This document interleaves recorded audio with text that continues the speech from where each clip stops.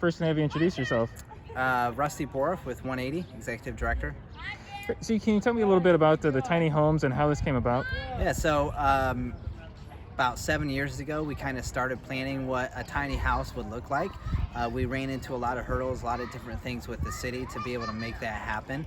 And eventually, 7 years later, zoning laws changed and we were able to kind of start looking at the reality of building a tiny house. And we had this lot that we had purchased, and we purchased lots that are too small to be able to build a full structure on, and been working with the city to possibly make this a tiny house, and started construction in 2020, and now we're here.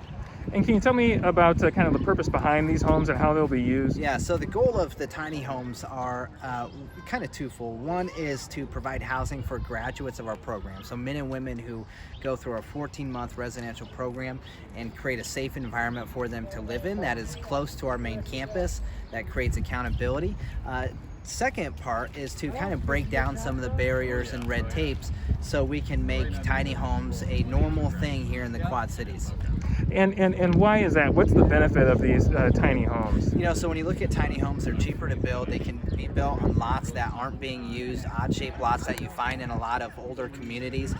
So that's one of the benefits. They're cheaper on utilities and to be able to maintain, and also they're much more handicap friendly for people who, or elderly, who want everything in one floor and kind of in an essential apartment, but it's not on the 6th floor of a building downtown.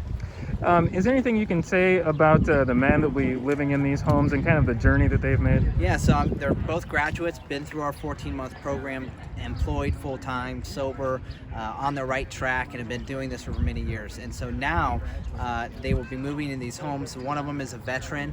One of them also works for us as well. And so both these guys have been through a lot of stuff in their life, and now they get the opportunity to have their own house.